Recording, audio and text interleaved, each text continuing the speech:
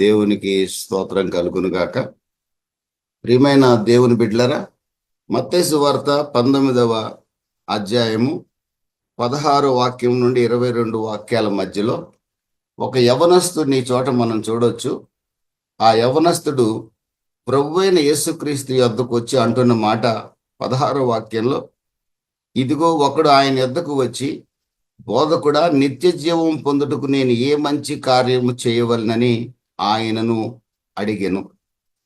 ప్రియమైన దేవుని బిడ్డలరా, ఒక యవనస్తుడు అంటే ఇంచుమించుగా ఒక 20 సంవత్సరాల నుంచి 40 సంవత్సరాల లోపున్న వ్యక్తి అయి ఉండొచ్చు. నిత్య జీవం పొందుటకు నేను ఏమి చేయాలి అని అడుగుతున్నాడు ప్రభువైన యేసుక్రీస్తుని. ఒక యవనస్తుడిలో నిత్య జీవాన్ని గూర్చిన ఆలోచన రావడం అనేది చాలా మనం ఆనందించదగిన విషయం. ప్రభు కూడా చాలా సంతోషపడ్డాడు యవనస్తుడిని చూసి. ప్రియమైన దేవుని బిడ్డల, ఈ రోజున క్రైస్తవుల మధ్యలో ప్రాముఖ్యంగా ఒక సర్వే చేసినప్పుడు పరలోకం ఉంది, నరకం ఉందని నమ్మని వారు చాలా ఎక్కువ మంది ఉంటే, పరలోకం ఉందని నమ్మేవారు ఒక 60% మాత్రమే. ప్రపంచ క్రైస్తవ జనాభాలో 60% పరలోకం ఉందని నమ్ముతున్నారట. క్రైస్తవ జనాభాలో నరకం ఉంది, స్వర్గం ఉందని నమ్మే వాళ్ళు 60% ఉన్నారు. ఉందో లేదో మాకు తెలియదు అనే వాళ్ళు ఎక్కువ మంది ఉన్నారు. ఈ 60%లో కూడా 82% ఆఫ్ ద పీపుల్ అట, వాళ్ళు అన్నమాట ఏంటంటే పరలోకం ఉంది కానీ పరలోకానికి వెళ్ళే మార్గం మాకు తెలియట్లేదు అన్నారట. క్రైస్తవులే, వేరే వాళ్ళు కూడా కాదు. ఒక 2% ఆఫ్ ద పీపుల్ అంటున్నారట, మేము ఖచ్చితంగా నరకానికి వెళ్తాము, మేము స్వర్గానికి అయితే నిత్యరాజ్యానికి అయితే వెళ్ళము అంటున్నారట. అంటే మెజారిటీ పీపుల్కి అసలు పరలోకం ఉంది, నరకం ఉంది అనే ఆలోచన కూడా లేని వారు ఈ రోజున సమాజంలో కనబడుతున్నారు. ఉన్నవారిలో కూడా క్రైస్తవ సమాజంలోనే పరలోకానికి వెళ్ళే మార్గం ఏమిటో, మంచి క్రియలు చేస్తే పరలోకానికి వెళ్తామా, లేకపోతే ఇంకేం చేస్తే పరలోకానికి వెళ్తామని ఒక క్లారిటీ లేని దశలో జీవించే వాళ్ళు ఈ రోజున ఉన్నారు. ఎందుకంటే దానికి కారణం వారు వెళ్ళే సంఘాలలో బోధించే బోధ నిత్య జీవపు మార్గాన్ని, వెళ్ళటానికి కావలసిన మార్గాన్ని బోధించే బోధలో సత్తు లేకపోవటమే దానికి కారణం. పరలోకము నరకాన్ని గురించి మాకు అవగాహన లేదు, అది ఉందో లేదో మాకు తెలియదు పోయే అనేవాళ్ళు ఎక్కువ మంది ఉంటే, పరలోకం ఉంది, నరకం ఉందని మేము నమ్ముతున్నాము అనేవారు కూడా ఒక 60% ఉంటే, అందులో పరలోకానికి వెళ్ళే మార్గము ఏంటో మాకు తెలియదని చెప్పేవాళ్ళు 60%లో 82% ఉన్నారట. 2% మాత్రం మేము ఖచ్చితంగా నరకానికి వెళ్తామని చెప్తున్నారట. కానీ పరలోకానికి మేము గ్యారంటీగా వెళ్తామని చెప్పేవాళ్ళు కనపట్లేదట. చెప్తున్నారట కానీ డౌట్ఫుల్గానే చెప్తున్నారట. కారణం ఏంటంటే వాళ్ళకి పరలోకానికి వెళ్ళే మార్గం మీద ఒక సరైన అవగాహన లేకపోవటం అనేది శోచనీయం, బాధాకరం. ఈ రోజున ప్రపంచంలో ఉన్న అన్ని మతాలు ఎక్సెప్ట్ క్రిస్టియానిటీ సత్కార్యాలు చేస్తే స్వర్గధామాన్ని చేరతాము, సత్కార్యాల ద్వారా మనము దేవుణ్ణి సంతృప్తి పరచొచ్చు, దేవతలను సంతృప్తి పరచొచ్చు, స్వర్గానికి చేరొచ్చు అని బోధించే మతాలు ఈ రోజున ప్రపంచమంతా ఉన్నాయి. అన్ని మతాల బోధ కూడా అదే. కానీ ఒక క్రీస్తు యొక్క బోధ ఏమిటంటే సత్కార్యాలు పరలోక రాజ్యాన్ని చేర్చలేవు అనేది క్రైస్తవ బోధ. ప్రభువైన యేసుక్రీస్తు బోధించిన బోధ, మనం బోధిస్తున్న బోధ, సత్కార్యాలు పరలోక రాజ్యానికి ఒక వ్యక్తిని చేర్చలేవు. సత్కార్యాలు అవసరమే కానీ ఒక వ్యక్తిని పరలోక రాజ్యానికి చేర్చేవి సత్కార్యాలే కాదు. క్రైస్తవ్యం తప్ప మిగిలిన మతములన్నీ కూడా మీరు మంచి కార్యాలు చేయండి, దానాలు చేయండి, ధర్మాలు చేయండి, పేదలకు సహాయం చేయండి, తప్పనిసరిగా దేవుడు సంతృప్తి పడి, దేవతలు సంతృప్తి పడి మీకు మోక్షరాజ్యం ప్రసాదిస్తాడు అని చెప్పే మతాలే ప్రపంచంలో అధికంగా కాదు 99%, 100లో 99 మతాలు ఉంటే అదే బోధిస్తున్నారు. క్రైస్తవం ఏం చెప్తుందంటే పరలోక రాజ్యపు మార్గము సత్కార్యాలు కాదు. సత్కార్యాలు క్రైస్తవ్యములో ఒక భాగమే కానీ పరలోక రాజ్యాన్ని చేర్చగలిగేది సత్కార్యాలే కాదని క్రైస్తవం సెలవిస్తుంది. ప్రియమైన దేవుని బిడ్డలారా, అయితే సత్కార్యాలు చేయవద్దా అనే ప్రశ్న వచ్చినప్పుడు దాని గురించి కూడా మనం కొన్ని విషయాలు నేర్చుకుందాం. ప్రపంచంలో మనం చూసినట్లయితే ఒక ఇయర్లో ఇంచుమించుగా కొన్ని లక్షల మంది మరణిస్తున్నారు ప్రపంచం అంతా కూడా. ఒక సైంటిస్ట్ యొక్క అభిప్రాయం ప్రకారం ఒక సెకండ్కి 2 మరణిస్తున్నారట ప్రపంచం అంతట్లో. ఒక నిమిషానికి 121 మరణిస్తున్నారట. ఒక గంటకి కొన్ని వేల మంది మరణిస్తున్నారు. ఒక రోజుకి కొన్ని వేల మంది మరణిస్తున్నారు. ఒక సంవత్సరానికి ప్రియమైన దేవుని బిడ్డలరా 57 లక్షల మంది మరణిస్తున్నారు ఒక సంవత్సరానికి. విచిత్రమైన ఏంటో తెలుసండి, 100% ట్రూత్. పరలోక రాజ్యానికి నేను చేరతాననేది నమ్మకం లేకపోవచ్చు, కానీ నరకానికి వెళ్తాడు పలాని వ్యక్తి అనే విషయంలో నమ్మకం మనకు లేకపోవచ్చు, కానీ ఒక వ్యక్తి మరణిస్తాడనేది 100% ట్రూత్. అది సత్యం, దాన్ని ఎవరు కూడా మార్చలేరు. అవుట్ ఆఫ్ 10 చనిపోతారు ఒక రోజున. ఎవరు కూడా మరణాన్ని తప్పించుకునే అవకాశమే లేదు. కారణం, ఒక రోజున దేవుడు ఆదామవ్వలను సృష్టించినప్పుడు ఈ భూమి మీద మరణమే లేదు. వారు తనతో సహవాసం చేస్తూ నిత్యము తనతో కలిసి జీవించాలని దేవుడు కోరుకున్నాడు. కానీ ఎప్పుడైతే పాపం చేశాడో ఆదాము అవ్వలు, మరణం అనేది మానవునికి సంప్రాప్తమైంది. అందుకే బైబిల్ సెలవిస్తుంది, పాపం వలన వచ్చు జీతము మరణము. ఆదాము వలన మరణము అందరికీ సంప్రాప్తమైనది. రోమీయులకు రాసిన పత్రిక 5వ అధ్యాయం స్పష్టంగా చెప్తుంది. ఆదాము చేసిన పాపం వల్ల, ఒక్క మనుషుడు చేసిన పాపం వల్ల మరణము అందరికీ సంప్రాప్తమైనది. అయితే ప్రభు అయిన యేసుక్రీస్తు చేసిన త్యాగం వలన మరణం తప్పించబట్ల. ఖచ్చితంగా ఈ శరీరం మరణించాల్సిందే. ప్రభు అయిన యేసుక్రీస్తు చేసిన శిలువ యాగం ఒక మనిషిని పరలోక రాజ్యానికి చేరుస్తుంది. దేవునికి స్తోత్రం కలుగును గాక. అయితే శరీర మరణాన్ని ప్రభు అయిన యేసుక్రీస్తు త్యాగం కూడా ఆపలేదు. కారణం, ఈ శరీరం నశించిపోవలసిందే, తప్పదు ఒక రోజున. ప్రియమైన దేవుని బిడ్డలారా, మనమేమో నిద్రిస్తున్నాడు క్రీస్తులు అంటాము, వాళ్ళు మరణించాడు అంటారు. ఏ పేరుతో పిలిచినా ఒకటే, పెద్ద తేడా ఏమి లేదు. ఈ యొక్క భౌతిక శరీరం, ఇప్పుడు మనం బాబ్జీ గారిని ఇప్పుడు మనం చూసిన ఆ శరీరం ఖచ్చితంగా సమాధిలోకి వెళ్లాల్సిందే, డికే అయిపోవాల్సిందే. ఆయన ఆత్మ ప్రభు దగ్గరికి 2 days బ్యాకే వెళ్ళిపోయింది. దేవుని స్తోత్రం కలుగును గాక. దానికి కారణం ఏంటంటే, ఆయన ఆత్మ ప్రభు దగ్గరికి చేరిందని మనం ఎలా చెప్పగలుగుతున్నామంటే, ప్రభు అయిన యేసుక్రీస్తు మానవాళి కొరకు సిలువలో బలియాగం అయ్యాడు గనక, ఆయన రక్తంతో కడగబడిన ప్రతి ఒక్కరికి కూడా నిత్య జీవం వాగ్దానం చేయబడింది. ఎటర్నల్ లైఫ్ వాగ్దానం చేయబడింది. నిత్య జీవం అంటే మరణానంతర జీవితం. మరణానంతరం జీవితం ఉంది అని నమ్మేవాళ్ళు చాలా తక్కువ మంది ఉన్నారు. జీవితము లేదని చెప్పేవాళ్ళు ఉన్నారు, ఉంది అని చెప్పేవాళ్ళు కూడా ఉన్నారు. ఖచ్చితంగా మరణానంతరం జీవితం ఉంది. అది కుక్కగానో, నక్కగానో, పురుగుగానో, ఏనుగుగానో, లేకపోతే సర్పంగానో కాదు. మరణానంతర జీవితం ఒకే ఒక జీవితం. అది నిత్య రాజ్యంలోన, నిత్య నరకంలోన, 2 చోట్ల మాత్రమే జీవించగలుగుతాడు మరణించిన ఒక వ్యక్తి. ప్రియమైన దేవుని బిడ్డలారా, సత్కార్యాలు చేసి పరలోక రాజ్యానికి, స్వర్గానికి చేరటం అనేది అబద్ధం, అది అసాధ్యం. ఒకే ఒక ఆదాము ద్వారా ఈ భూమి మీద మానవుడికి మరణం వచ్చింది. మానవాళి పాపాన్ని తన మీద వేసుకుని సిలువలో అమూల్యమైన రక్తాన్ని చిందించిన యేసుక్రీస్తు ద్వారా మానవుడు మరణము నుంచి విడిపించబడి, శరీర మరణం నుంచి కాదు, మానవుడు ఆత్మ మరణము నుంచి విడిపించబడి.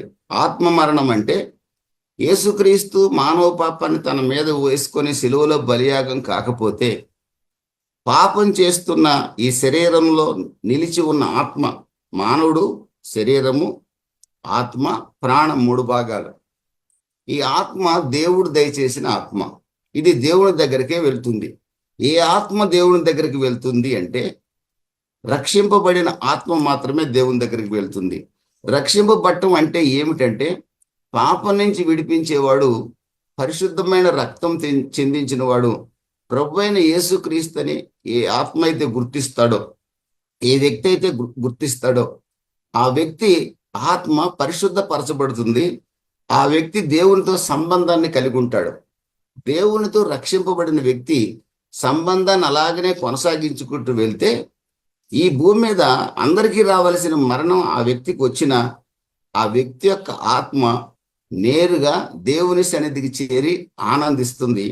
ఒక రోజున ఆ వ్యక్తి ప్రభువైన యేసుక్రీస్తు మేఘాల మీదకి వచ్చినప్పుడు పునరుద్ధాన శరీరాన్ని ధరించుకుంటాడు, మహిమ శరీరాన్ని ధరించుకుంటాడు.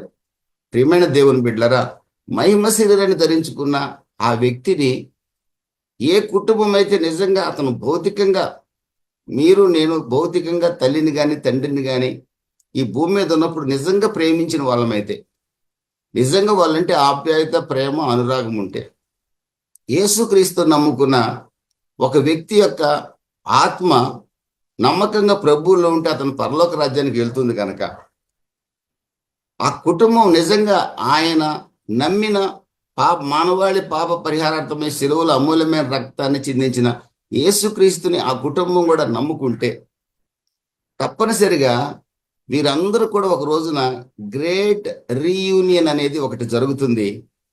ఈ మరణించి ప్రభువులో నిద్రించిన వారందరూ ఒక రోజున పరలోకంలో కలుసుకునే అవకాశం దొరుకుతుంది. ప్రియమైన దేవుని బిడ్డలారా, జర్మనీలో తూర్పు జర్మనీ, పశ్చిమ జర్మనీ మధ్యలో ఒక గోడ ఉండేది. ఆ గోడ కూలిపోయింది. 70 సంవత్సరాలు అడ్డుగోడ ఉండేది రెండు జర్మనీలకు మధ్య. ఆ గోడ అవతల అక్క ఉండేది, ఈ గోడ యువతల తమ్ముడు ఉండేవాడు. కుటుంబాలు చెల్లాచెదిరైపోయినాయి. తూర్పు జర్మనీ కమ్యూనిస్ట్ దేశం, పశ్చిమ జర్మనీ ఏమో క్యాపిటలిస్ట్ కంట్రీ. ఇక కమ్యూనిజంలో తిరుగుబాటు వచ్చింది. రెండు కంట్రీలు ఏకమైపోయి గోడ బద్దలు కొట్టేశాడు. మొత్తం రెండు జర్మనీలు కలిసిపోయాయి. అప్పుడు పేపర్లు రాసింది ఏంటంటే గ్రేట్ రీయూనియన్ అని రాశారు.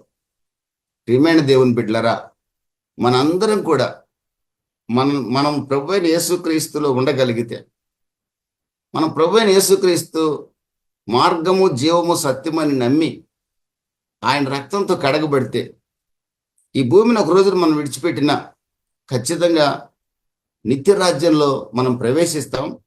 ఒక రోజున మహిమ శరీరాన్ని కూడా ధరించుకుంటాం, గ్లోరియస్ బాడీని కూడా. ఎలా ఉంటాము మనం అంటే 1 యోహాను 3:2 వాక్యాల ప్రకారంగా యేసుక్రీస్తులాగా మనం ఉంటాము. ఉండటం మాత్రమే కాదు, ఎవరైతే మన కుటుంబంలో మనలాగా ప్రభువైన యేసుక్రీస్తుని నమ్ముకొని ప్రభు కొరకు నమ్మకంగా బతుకుతారో వారు కూడా మన దగ్గరకు వస్తారు. మనం ఉన్న చోటికి ఒకరినొకరు మనం కౌగిలించుకోగలుగుతాం. దేవునికి స్తోత్రం కలుగునుగాక. హల్లెలూయా. ప్రియమైన దేవుని బిడ్డలారా, దావీదు 1 సమూయేలు గ్రంథం, 2 సమూయేలు గ్రంథం 12వ అధ్యాయంలో పాపం చేసినప్పుడు బత్షెబాకి ఒక కొడుకు పుట్టాడు. ఆ కొడుకు రోగి అయి ఉంటే దావీదు విపరీతంగా ఏడ్చాడు. పాపం విషయమే పశ్చాత్తాపడ్డాడు. 51వ కీర్తనలో ఆ కొడుకు బ్రతకాలని దేవుని దగ్గర ఏడ్చాడు. అయితే ఆ కొడుకు చనిపోయాడు. అప్పుడు దావీదు అంటున్న మాట ఏంటో తెలుసండి,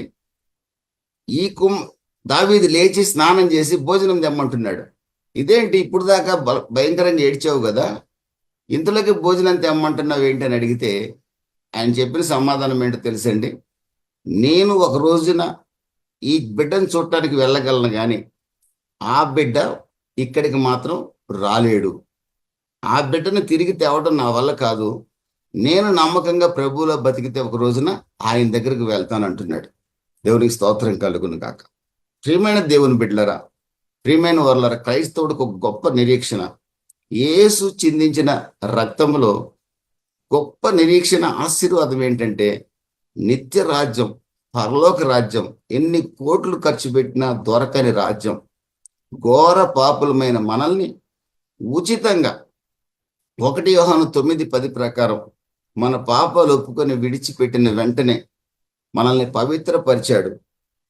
రోమ 5:8 ప్రకారం మనం భక్తిహీనులమై ఉండగానే మనల్ని నీతిమంతులుగా తీర్చడానికి నా ప్రభువైన యేసుక్రీస్తు చనిపోయాడు. 2 కొరింథీ 5:21 ప్రకారం పాపమెరుగని యేసుక్రీస్తు మనల్ని నీతిమంతులుగా చేయటానికి పాపపు ముద్దగా మారాడు. ప్రియమైన దేవుని బిడ్డలరా, అంత త్యాగం చేశాడు కనుకనే ఆయన అంటున్నాడు, పరలోక రాజ్యానికి, నిత్య జీవానికి స్వర్గానికి చేరే ఒక మార్గం నేనే. యోహాను 14:6 ప్రకారం నేనే మార్గం, నేనే సత్యం, నేనే జీవం. నా ద్వారా తప్ప ఎవడు పరలోక రాజ్యాన్ని చేరలేడు. మీ సత్కార్యాలు పరలోక రాజ్యానికి చేర్చలేవని ప్రభు చాలా స్పష్టంగా మనతో మాట్లాడుతున్నాడు.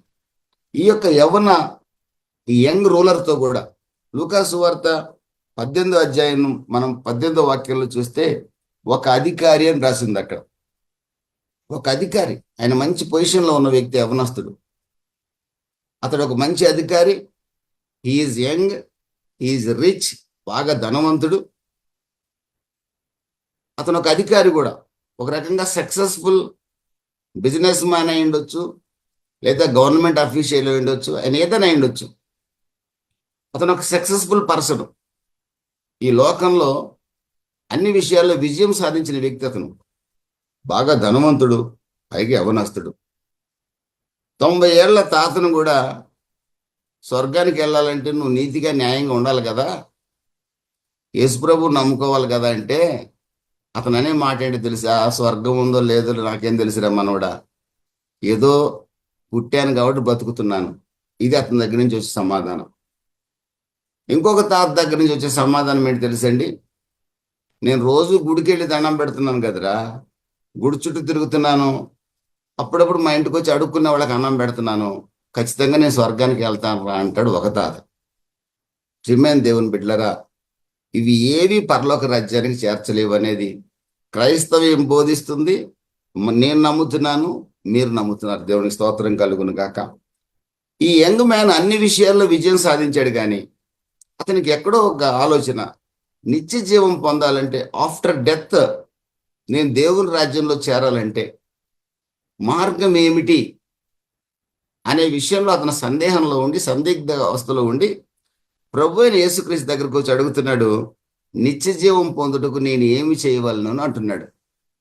అప్పుడు ప్రభు అయిన యేసుక్రీస్తు అతనికి చెప్తున్న సమాధానం ఏంటంటే 18వ వాక్యం మత్తయి సువార్త 19:18లో, నరహత్య చేయవద్దు, వ్యభిచరించవద్దు, దొంగిలవద్దు, అబద్ధ సాక్ష్యం పలకవద్దు, తల్లిదండ్రులను సన్మానించు, నిన్ను వలె నీ పొరుగు వారిని ప్రేమించు. ఈ 6 కూడా 10 ఆజ్ఞల్లో లాస్ట్ 6 కమాండ్మెంట్స్. 10 ఆజ్ఞల్లో మొదటి 4 ఆజ్ఞలు ఒక మానవుడు దేవుడితో సంబంధం కలిగి ఉండవలసిన అంశాలు. అంటే నీ దేవుడైన యెహోవానే పూజించాలి, పక్షిని కానీ, జంతువుని కానీ, రాయిని కానీ, రప్ప కానీ పూజించకూడదు. నీ దేవుడైన యెహోవా ఖచ్చితంగా నువ్వు విశ్రాంతి దినాన్ని పాటించాలి. నీ దేవుడికి రోషం పుట్టించకూడదు. కంప్లీట్గా దేవునితో మానవుడికి ఉండాల్సిన రిలేషన్ని 10 ఆజ్ఞల్లో, నిర్గమకాండం మీకు తెలుసు 20వ అధ్యాయంలో రాయబడిన 10 ఆజ్ఞల్లో 4 ఆజ్ఞలు దేవునితో సంబంధాన్ని గురించి చెప్తాయి. మిగిలిన 6 ఆజ్ఞలు మానవులతో మనకు ఉండాల్సిన సంబంధాలు చెప్తాయి. దేవుని బిడ్డకి పొరుగువాడితో ఉండాల్సిన సంబంధం. పొరుగువాడి సొత్తు ఆశించవద్దు, వ్యభిచరించవద్దు, దొంగిలించవద్దు. ప్రియమైన దేవుని బిడ్డలారా, అక్కడ అబద్ధ సాక్ష్యం పలకవద్దు, తల్లిదండ్రులను సన్మానించు, పొరుగు వారిని ప్రేమించు. లేవియాకాండం 19వ అధ్యాయం 18వ వాక్యంలో కూడా రాయబడింది అదే. లేవియాకాండం 19:18లో కూడా love your neighbour, love your neighbour, పొరుగు వాడిని ప్రేమించు. కానీ కొత్త నిబంధనలు రాయబడిన మాట ఏంటి తెలుసండి? నిన్ను వలే నీ పొరుగు వాడిని ప్రేమించు. నన్ను నేను ఎలా ప్రేమించుకుంటానో పాల్ మాథ్యూగా, నన్ను నేను ఎలా అలంకరించుకుంటానో, నాకు చెమట పడితే నేను ఎలా తుడుచుకుంటానో, ఎలా మోంగడుక్కుంటానో, ఎలా బట్టలు వేసుకొని అలంకరించుకుంటానో, పొరుగువాడిని కూడా నన్ను నేను ప్రేమించుకున్నట్లుగా ప్రేమించాలని బైబిల్ స్పష్టంగా చెప్తుంది. కొత్త నిబంధన. పాత నిబంధన లవ్ యువర్ నైబర్, పొరుగువాడిని ప్రేమించు. ఎలా ప్రేమించు అనేది క్లారిటీ అక్కడ లేదు. అందుకే ప్రభు అయిన యేసుక్రీస్తు తన అమూల్యమైన శరీరం అనే తెరను చీల్చి నేరుగా దేవుని సన్నిధికి చేరే అవకాశాన్ని మనకు కలిగించాడు.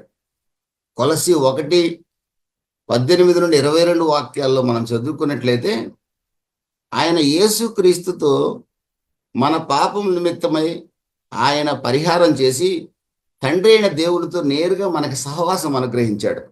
ఈ రోజున ఏ పూజారి, ఏ యాజకుడు మనకు మధ్యలో అవసరంలా. నేరుగా మనం ఎక్కడ మోకరించినా అక్కడ ప్రభువుతో మాట్లాడగలిగే అవకాశాన్ని యేసు ప్రభు తన అమూల్యమైన రక్తాన్ని చిందించి మనకు కలిగించాడు. అయితే ఆదివారం మందిరానికి వెళ్ళొద్దా? ఖచ్చితంగా వెళ్ళి వాక్యం వినాలి.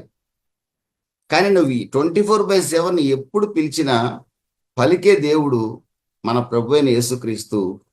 ఎలా ఎలా కలిగింది అవకాశం ఆయనకు మనకు కలిగించాడంటే, తాను శాపమై మన పాపాన్ని అంతా తన మీద వేసుకొని, తాను శాపమై మనల్ని నీతిమంతులుగా చేసి నేరుగా యేసు నామంలో తండ్రికి మొరపెట్టే అవకాశాన్ని ప్రభు అయిన యేసుక్రీస్తు కల్పించాడు. దేవునికి స్తోత్రం కలుగును గాక.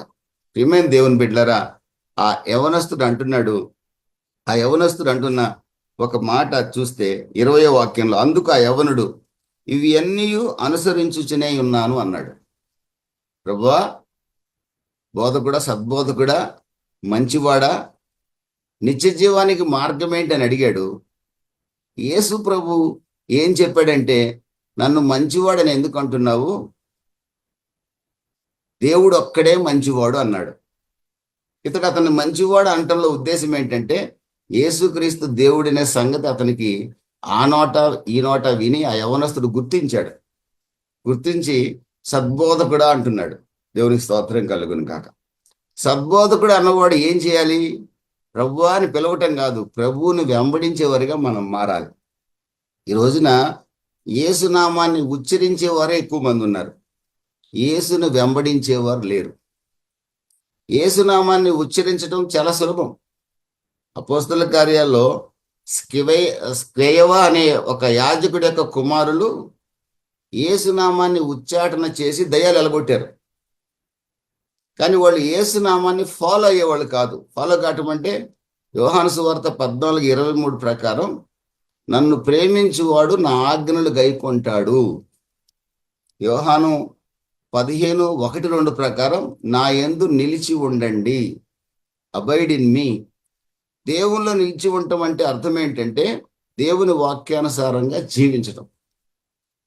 స్కైవ కుమారులు యేసునామాన్ని ఉచ్చాటన చేస్తున్నారే కానీ యేసునామంలో దయ్యాలు ఎలగొడుతున్నారు. కానీ యేసు మార్గాన్ని అనుసరించట్ల వాళ్ళు, అంటే వాక్యానుసారంగా జీవించట్ల వాళ్ళు. ఏదో సరదాగా యేసునామాన్ని ఉచ్చరిస్తున్నారు అంతే.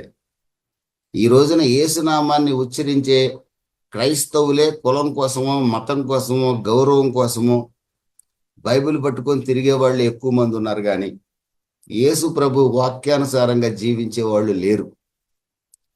అందుకే యెషయా 66:2 ప్రకారం, ఎవడు నా మాట విని వణుకుతాడో వాని మీద నా కనుదృష్టి నిలుపుతానని ప్రభు చెప్పాడు. ఈ రోజున క్రైస్తవుల మీద దేవుని కనుదృష్టి లేకపోవడానికి కారణం, వాక్యానుసారంగా జీవించే క్రైస్తవులము ఎక్కువ మంది ఈ రోజున లేము. ఈ రోజున మనం చేసుకోవాల్సిన తీర్మానం ఏంటంటే, యేసులో నిలిచి ఉండగలగాలి మనం. అంటే వాక్యానుసారంగా జీవించే వారిగా మాత్రం మనం ఉండాలి. సద్బోధకుడు అంటున్నాడు, యేసును ఒక రకంగా దేవుడనే ఒప్పుకుంటున్నాడు. యేసు ప్రభు అంటున్నాడు, నీతిమంతుడు లేడు, ఒక్కడూ లేడు. రోమా 3:23. ప్రతి వాని నోరు తెరచిన సమాధి. ప్రియమైన దేవుని బిడ్డలారా, ఒక శరీరం కూడా నీతిమంతుడు కాడు. పలానా ఆయన బహు నీతిమంతుడండి అంటాం మనం. చాలా అబద్ధం మనం మాట్లాడే మాట. ఎవడు నీతిమంతుడు కాడు. మా ఊళ్ళో ఒక జమీందారు ఉన్నాడు, భలే మంచోడు, భలే నీతిమంతుడు. అబద్ధం, మోసం. వాడు నీతిమంతుడు కాదు, మంచోడు కాదు. సత్కార్యాలు చేయొచ్చు అతను, అంత మాత్రం చేత నీతిమంతుడు కాలేడు. నీతిమంతుడు కావాలంటే, ఒక వ్యక్తిని పిలవాలంటే, మన కొరకు బలైన యేసుక్రీస్తుని నమ్ముకున్న వాడే నీతిమంతుడు. మరొకడు నీతిమంతుడు కాడు. ప్రతి ఒక్కడు పాపం చేసి దేవుడు అనుగ్రహించి మహిమను కోల్పోయేవాళ్లే. నీకు ఈ సంగతి తెలుసు కదా, నన్ను సద్బోధకుడు అని ఎందుకు పిలుస్తున్నావు అన్నట్లుగా యేసు ప్రభు చూశాడు. ఈ యవనస్తుడు సమాధానం చెప్పలేదు, కానీ యవనస్తుడికి తెలుసు ఆయనే దేవుడు అనే సంగతి అతనికి తెలుసు. కనుకనే ఆ విధంగా సంబోధించగలిగాడు. అయితే యవనస్తుడు 10 ఆజ్ఞలు 6 ఆజ్ఞలు పాటిస్తున్నాడు. అందుకే యేసు ప్రభుకి అర్థమైపోయింది, ఇతడు మొదటి 4 ఆజ్ఞల విషయంలో వెనకబడి ఉన్నాడని గుర్తించాడు. అంటే దేవుణ్ణి పరిపూర్ణంగా వెంబడించుటలో ఇతను ఫెయిల్ అవుతున్నాడని గుర్తించాడు.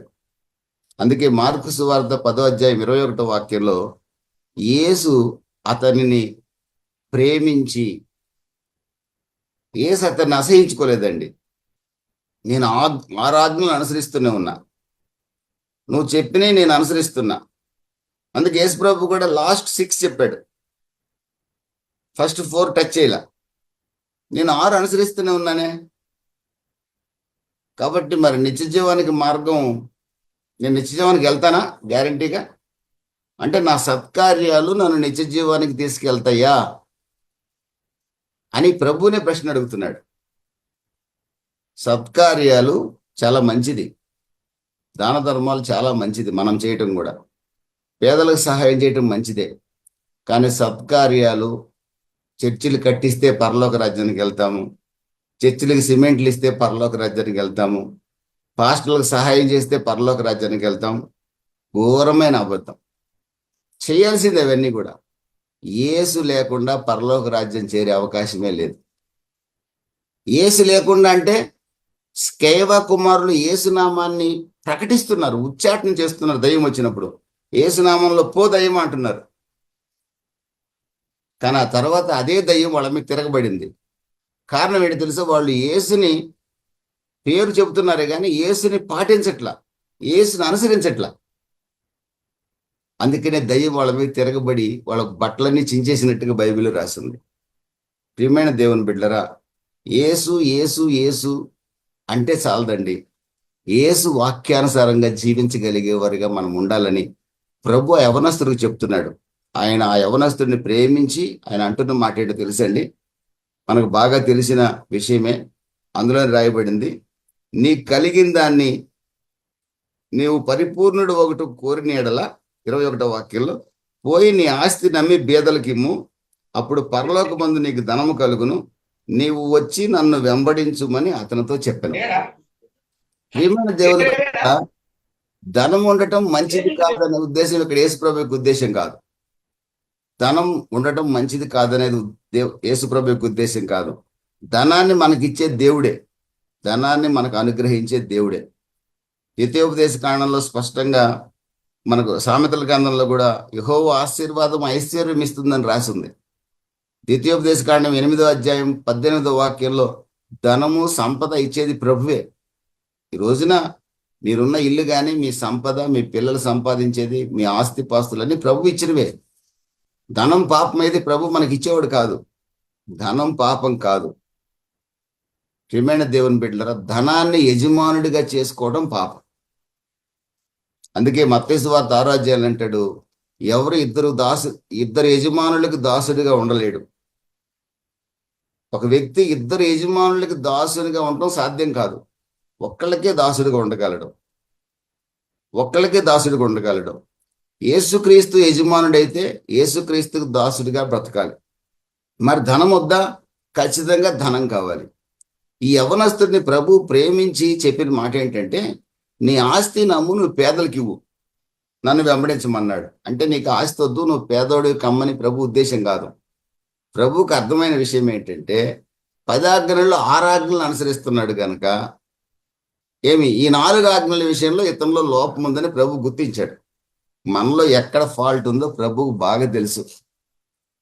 వెంటనే ఏమన్నాడంటే, ఒక మాట చెక్ చేశాడు, నీకున్న ఆస్తి నమ్మే పేదలకు ఇవ్వు, అప్పుడు నన్ను వెంబడించమంటే, అలాగే ప్రభు నిన్ను వెంబడిస్తాను అని ఉంటే ప్రభు భుజం తట్టి, నీ ఆస్తి నీతోనే ఉంచుకో, ప్రభు కింగ్డమ్ యొక్క వ్యాప్తి కొరకు, ప్రభు రాజ్య వ్యాప్తికి సహాయం చేయని చెప్పి ఉండేవాడు. కానీ ఆ యవనస్తుడు వెంటనే ఏం చేశాడు తెలుసండి? వ్యసనపడి, ఆ యవ్వనుడు మిగులు ఆస్తి గలవాడు గనక ఆ మాట విని వ్యసనపడి వెళ్ళిపోయాడు. అంటే నిత్య జీవాన్ని ఆశించేది, నిత్య జీవం చేరాలని ఆశగా ఉంది, నిత్య జీవం పొందాలని ఆశగా ఉంది. కానీ ఎప్పుడైతే ధనం ఇచ్చి పేదలకు ఇవ్వన్నాడో, అమ్మేసి నన్ను వెంబడించమన్నాడో, వ్యసన పడిపోయాడు. అంటే నేను ఆస్తి ఉండకూడదా, నేను పేదోడిగానే బతకాలా, పరలోకం వద్ద ఏమొద్దు, నాకు ఆస్తే కావాలన్నట్టుగా వెళ్ళిపోయాడు. ప్రియమైన దేవుని బిడ్డలారా, ఇతనిలో ఉన్న లక్షణం ఏంటంటే, ఇతనికి దేవుడు పేదలకు సత్కార్యాలు చేస్తున్నాడు, పేదలకు సహాయం చేస్తున్నాడు, వ్యభిచరించట్లేదు, అన్ని మంచి కార్యాలు ఉన్నాయి అతని దగ్గర. కానీ అతనికి దేవుడిగా లేడు. అతడు దేవుడి మీద ఆధారపడిన వ్యక్తిగా లేడు. దేవుడే నా యజమానుడు అనే ఆలోచనలో లేడు. అతని యజమానుడు ఎవరంటే, అతను దేని చేత పాలించబడుతున్నాడంటే ధనము చేత పరిపాలించబడుతున్నాడు. ప్రియమైన దేవుని బిడ్డరా, తీతు రాసిన పత్రిక 2 అధ్యాయం 14వ వాక్యంలో అంటాడు, రక్షింపబడిన మనల్నట దేవుడు సత్కార్యాలు చేయమని బోధిస్తున్నాడు. మార్గము సత్యమైన యేసుక్రీస్తుని నమ్మి ఆయన్ని వెంబడిస్తూ సత్కార్యాలు చేసేవారిగా మనం ఉండాలి ఖచ్చితంగా.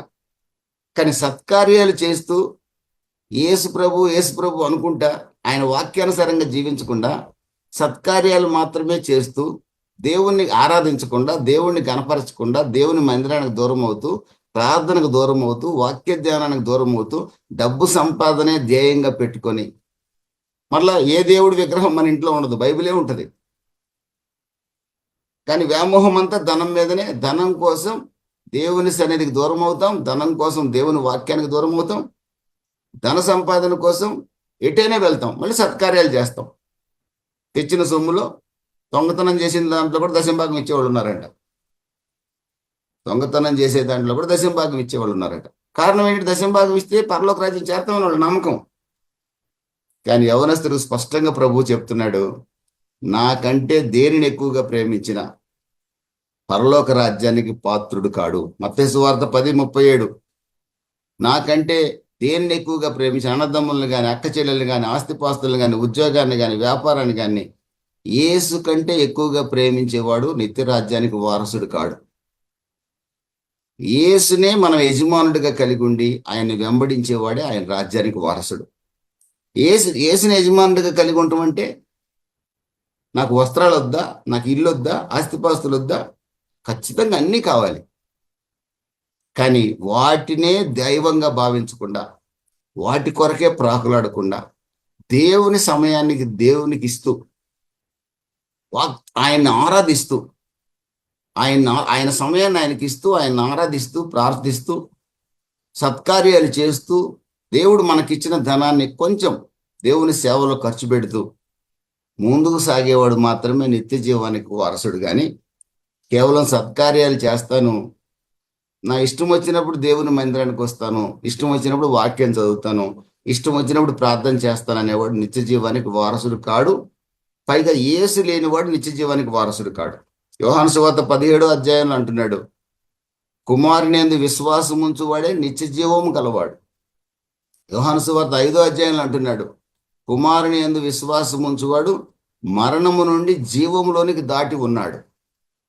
ఇటర్నల్ లైఫ్, నిత్య జీవం, పరలోక రాజ్యం దొరికే మార్గం ఒకటే, యేసుక్రీస్తునందు విశ్వాసం ఉంచి ఆయన ఆజ్ఞలు గైకొనుట వాడు మాత్రమే నిత్య జీవానికి వారసుడవుతాడు. యేసు ప్రభు నమ్ముకున్నానండి, బాప్తిసం పొందానండి, గ్యారంటీ పరలోకం అండి? కాదండి. యోహాను సువార్త 15వ అధ్యాయం స్పష్టంగా చదవండి. నా యందు నిలిచి ఉండండి, నా యందు నిలిచి ఉంటే బహుగా ఫలిస్తారు. నా యందు నిలిచి ఉండటం అంటే నా వాక్యానుసారంగా ప్రవర్తించండి, జీవించండి, మాట్లాడండి, నడవండి. దేవునికి స్తోత్రం కలుగును గాక. ప్రియమైన దేవుని బిడ్డలారా, యోహాను సువార్త 10 అధ్యాయం 10 నుండి 15 వాక్యాల్లో ప్రభు అంటాడు, నా గొర్రెలకు నిత్య జీవం ఇవ్వటానికే నేను వచ్చాను, సమృద్ధిగా ఇవ్వటానికే నేను వచ్చాను.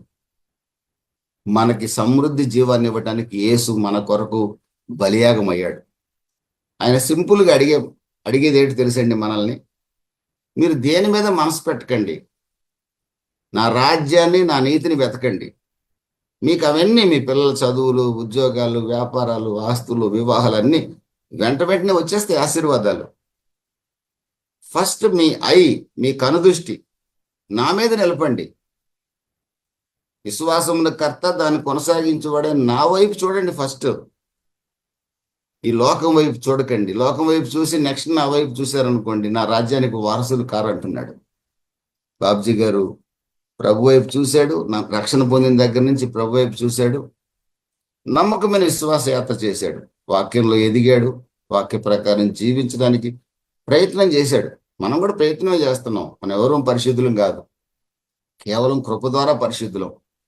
నేను 100% పర్ఫెక్ట్ అనుకుంటే పొరపాటు. మనలో చాలా లోపాలు ఉంటాయి. కానీ ఒక తీర్మానం మనకు అవసరం. ప్రభువా, నీవే నా యజమానుడిగా ఉండండి. నీవు తప్ప నాకు ఎక్కువేం లేదు. నిన్ను వెంబడిస్తాను ప్రభువా. నీ సిలువ నీడలో విశ్రమిస్తాను. నేను దేన్ని విగ్రహంగా యజమానుడిగా చేసుకోను. నీవే నా యజమానుడివి. నీ తర్వాతే నా భార్య అయినా, నా పిల్లలైనా, నా ఉద్యోగమైనా, ఏదైనా సరే ప్రభువా. ఈ ఆలోచన గనక మనకు ఉంటే, కానీ మీ మనసు, నాకు తెలిసిన దైవజనుడు వేసన్ గారు ఉన్నాడు. ఈనాడు ధనం కోసం ఆయన ఆత్రపడలా, కానీ కోట్ల కోట్ల రూపాయలు అలాగే సేవలో వచ్చేసాయి. దేవుడు ఇచ్చాడు ఆయన. ఆయన నోటి నుంచి అర్ధరాత్రి ఒకసారి LIC గెస్ట్ హౌస్ మెడ్రాస్లో పడుకున్నాం మేము, నేను ఆయన. ఒకసారి మధ్యరాత్రిలో కూడా ఏసు రక్తం ఏసు రక్తం ఏసు రక్తం అంటాడు నిద్రలోనే. తెల్లవారులు 5-6 సార్లు అన్నాడు అన్నమాట. అంటే రాత్రి పడుకున్న తర్వాత కూడా ఆయన కలలో, ఆయన కలవరింపు కూడా ఏసే. ఒకరోజు అంటాడు ఆయన, నా యొక్క నరాన్ని కోసి చూడండి, ఏసు ఏసు ఏసు అనే మాట వినపడుతుంది అన్నాడు. నిజమేగా, అలాగే జీవించాడు. అలాంటి దైవజనులు చాలా అరుదుగా ఉన్నారు. అలాంటి జీవితాన్ని మనం జీవించాలి. అలాగని కుటుంబాలు వదిలిపెట్టమని నేను చెప్పను. కుటుంబాలు కాపాడుకోవాలి, ఆస్తి సంపాదించుకోవాలి, పిల్లల్ని పెంచాలి, పోషించాలి, అన్ని చేయాల్సిందే. కానీ మన కనుదృష్టి యేసు మీదనే నిలపాలి. వాక్యానుసారమైన జీవితాన్ని జీవించడానికి ప్రయత్నం చేయాలి. అట్టి కృప ప్రభు మనకు అనుగ్రహించును గాక. ఆమెన్.